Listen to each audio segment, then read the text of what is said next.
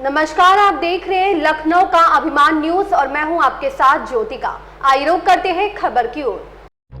आप नेता और दिल्ली के मंत्री गोपाल राय ने कहा, इंडिया गठबंधन में आम आदमी पार्टी ने 5 उम्मीदवारों की घोषणा की है। दिल्ली की पूर्वी दिल्ली की सीट जो कि जनरल सीट है, वहां से कुलदीप कुमार चुनाव लड़ेंगे। पार्टी ने एक बड़ा फैसला लिया। दक्षिणी दिल्ली से सही राम पहलवान और महाबल मिश्रा पश्चिमी दिल्ली से चुनाव लड़ेंगे। हरियाणा में सुशील गुप्ता कुरुक्षेत्र से चुनाव लड़ेंगे। उम्मीदवारों के निर्णय को लेकर सबसे अहम चीज थी जमीन से जुड़ा होना, जिस कारण इन नेताओं को उम्मीदवार बनाया गया है। विधायकों के काम को लोग जानते हैं, इन उम्मीदवारों की एक पहचान है। आप लोगों ने खास तौर पे कुलदीप कुमार का जिक्र किया कि वो वहां से लड़ रहे हैं जहां से जनरल सीट है, तो कैसे देखते हैं आप इस निर्णय को? क्या देखिए, इंडिया गठबंधन में आम आदमी पार्टी ने 5 उम्मीदवारों के नामों की आज घोषणा की है, जिसमें दिल्ली से 4 उम्मीदवार घोषित किए गए हैं और एक हरियाणा से उम्मीदवार घोषित किए गए हैं। दिल्ली में खास तौर से जो पूर्वी दिल्ली लोकसभा सीट है, जहां जनरल सीट है, वहां से कुलदीप कुमार जो हमारे कुंडली से विधायक हैं, हमारे प्रदेश के उपाध्यक्ष हैं, उनको आम आदमी पार्टी ने अपना कैंडिडेट घोषित आज किया है, जो कि एक रिजर्व कैटेगरी से आते हैं। जो एक बड़ा फैसला पार्टी ने लिया है कि एक जनरल सीट से एक रिजर्व कैंडिडेट को, एक दलित समाज के कैंडिडेट को जो है चुनाव लड़ाने का निर्णय लिया है।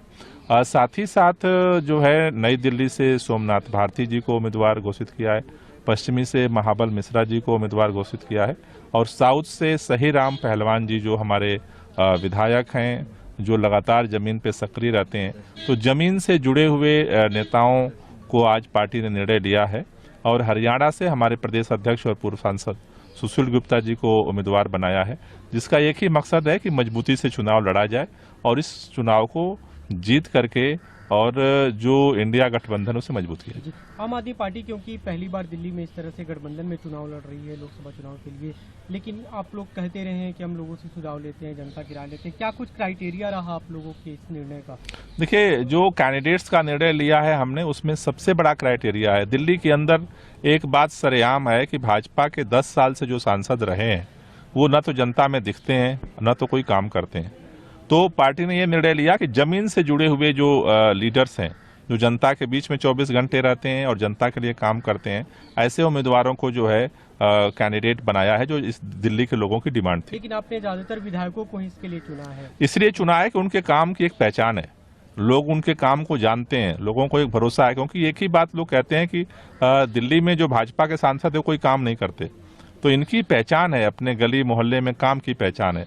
वो काम ही हमारी राजनीति का मुख्य आधार है, उसी को बेस करके जो है पार्टी ने निर्णय लिया। लेकिन एक जो हरियाणा के लिए आप लोगों ने निर्णय लिया, सुशील गुप्ता को, लगातार दिल्ली में एक्टिव रहे, दिल्ली में राज्यसभा सांसद रहे दिल्ली से, अब उन्हें कुरुक्षेत्र भेजना आपको नहीं लगता कि आम आदमी पार्टी के लिए मुश्किल होगा? मेरे ख्याल से पिछले 5 साल से लगातार राज्यसभा सांसद बनने के बाद से ही सुशील गुप्ता जी जो है वो हरियाणा में सक्रिय हैं।